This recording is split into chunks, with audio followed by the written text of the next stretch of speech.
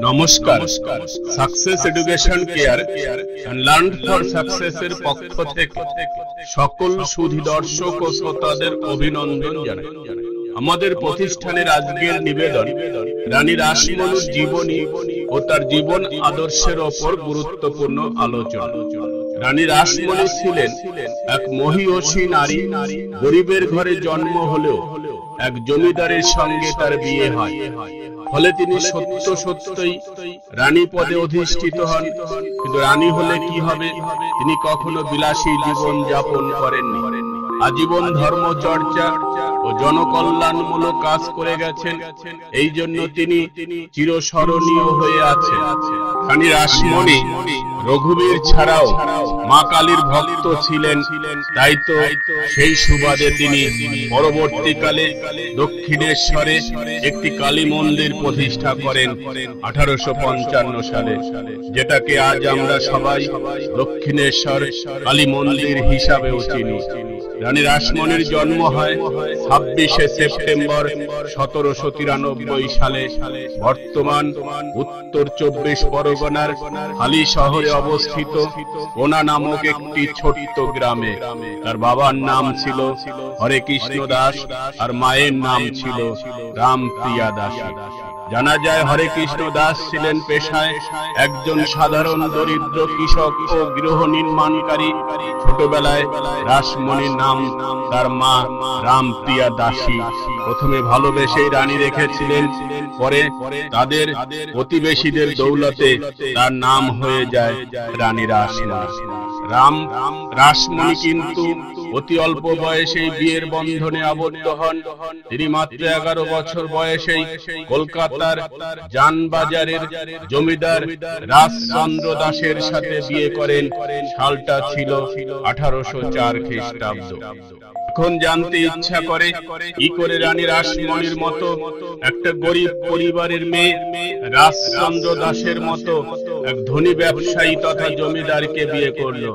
শোনা যায় বাবু রাজচন্দ্র দাস নাকি ব্যবসায়িক কাজের সূত্রে একদিন ত্রিবেণীতে যাচ্ছিলেন। যেতে যেতে তিনি হঠাৎই পাশের গঙ্গার ঘাটে এক 11 বছর বয়সী মেয়েকে দেখতে পান, যে সেখানে স্নান করতে এসেছিল। তার রূপ ও মুখের লাবণ্য দেখে সদ্য যৌবন প্রাপ্ত যুবক রাজচন্দ্র তার প্রেমে পড়ে যান। সেই দিন রাজচন্দ্র আর ত্রিবেণীর উদ্দেশ্যে যেতে পারেনি এবং পুনরায় বাড়ি ফিরে আসেন। এরপরেও তিনি আরো বেশ কিছুবার হালি শহর রাসমণির গ্রামে এসেছিলেন।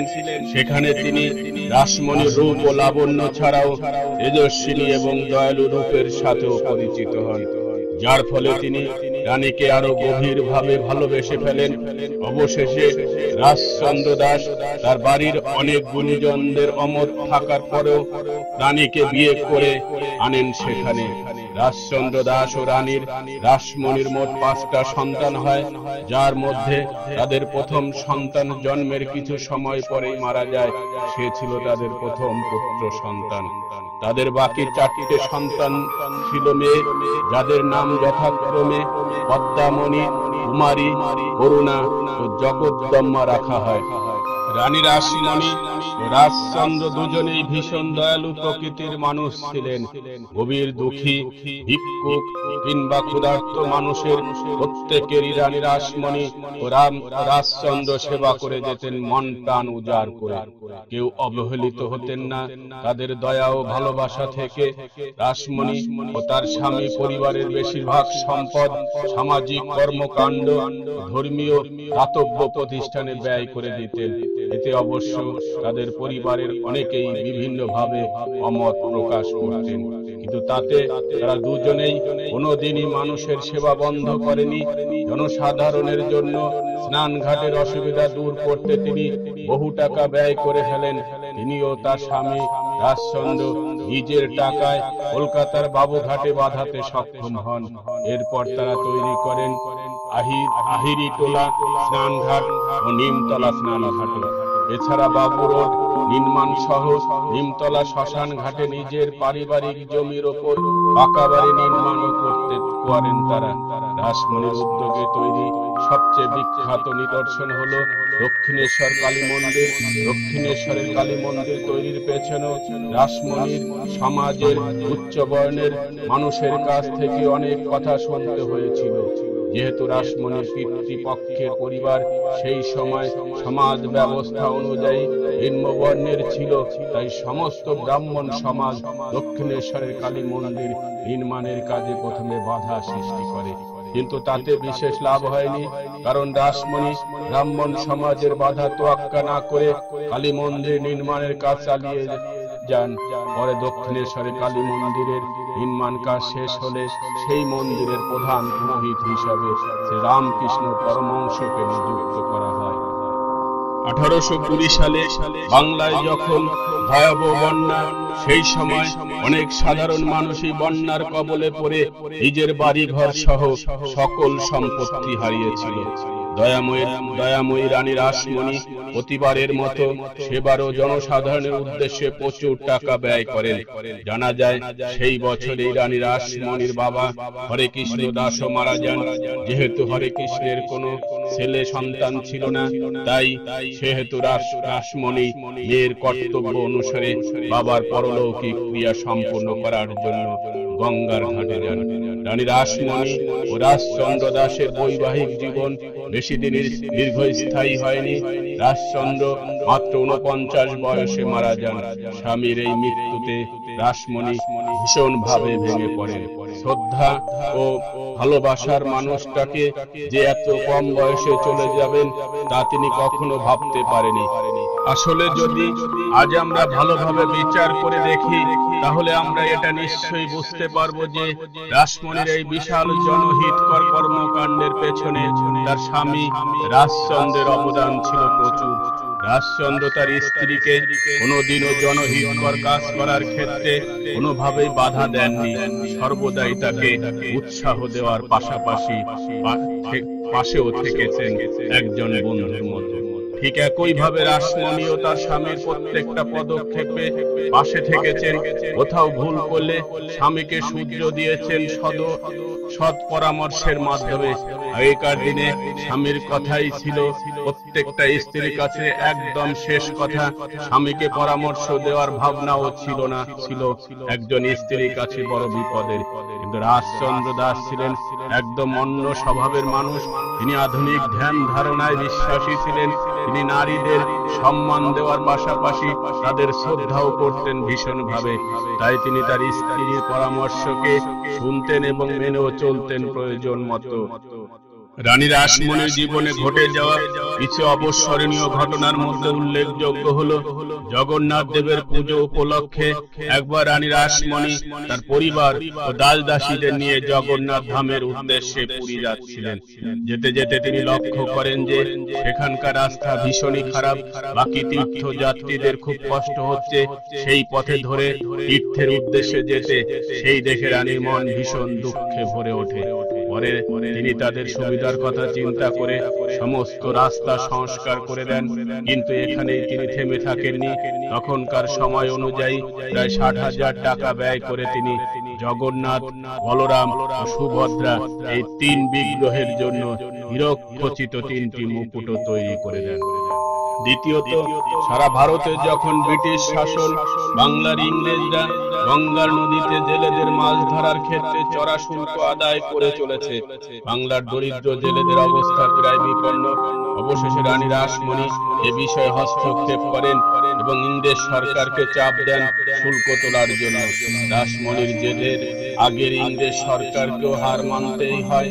তারপর ইংরেজ সরকার জেলেদের গঙ্গায় মাছ ধরার বিনিময়ে শুল্ক নেওয়া বন্ধ করে দেয়। এরপর সে জেলেদের মাছ ধরার সুবিধার্থে গঙ্গায় চলমানকারী কয়েকটি স্টিমার সার্ভিস বন্ধ করতেও তিনি সক্ষম হন, যার জন্য তাকে প্রচুর টাকাও ব্যয় করতে হয়েছিল। তৃতীয়ত, ব্রিটিশ আমলে ভারতীয়দের দিয়ে নীল চাষ করানো হতো। একবার এক ইংরেজ নীলকর সাহেব বর্তমান বাংলাদেশের মকিমপুর অঞ্চলের মানুষদের জোর করে নীল চাষ করানোর জন্য ভীষণ অত্যাচার করতে থাকে। একথা জানতে পেরে রানী রাসমণি ছুটে যান সেখানকার মানুষদের সাহায্য করতে। পুনরায় তারই হস্তক্ষেপে সবকিছু বন্ধ হয়ে যায় আগের মতো। তিনি প্রজাদের উন্নতির জন্য প্রায় 1 লক্ষ টাকা খরচ করে একটা খাল খনন করে দেয়, যার ফলে মধুমতি নদীর সঙ্গে গঙ্গার সংযোগ স্থাপন হয়।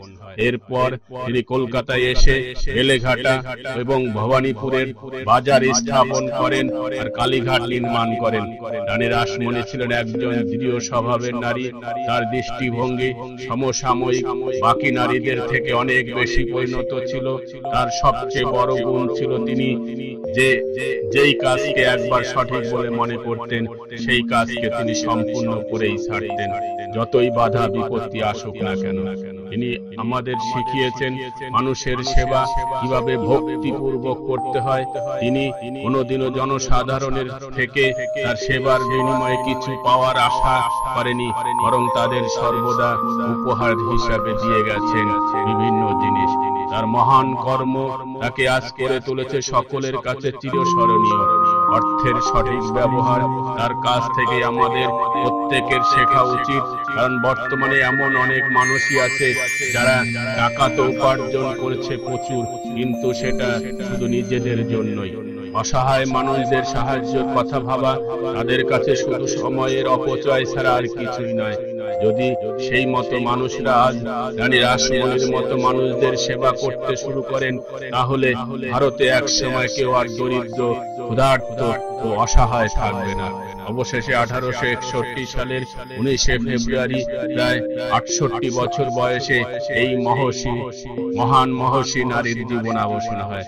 রানী রাসমণির জীবনী থেকে আমরা এই নীতি শিক্ষা লাভ করতে পারি যে মানুষের জন্মের চেয়ে আর কর্মই বড়। জন্ম যেখানেই হোক না কেন, কর্মের দ্বারা মানুষ চিরস্মরণীয় হয়ে থাকতে পারে। এটাই প্রত্যেকের জীবনের লক্ষ্য হওয়া উচিত। সম্পদকে মানুষের সেবায় লাগাতে হবে, শুধু নিজের সুখী নয়, অপরের সুখের জন্য সম্পদ ও ক্ষমতার ব্যবহার করতে হবে। এভাবে ধর্মচর্চা ও জনসেবায় আত্মনিয়োগ করতে পারলে জীবন সার্থক হবে। বন্ধুরা, ভিডিওটি ভালো লাগলে অবশ্যই লাইক ও শেয়ার করবেন, এবং আপনি যদি নতুন হন তাহলে নতুন নতুন ভিডিওর আপডেট পাওয়ার জন্য আমাদের এই চ্যানেলটি সাবস্ক্রাইব করে রাখবেন। নমস্কার।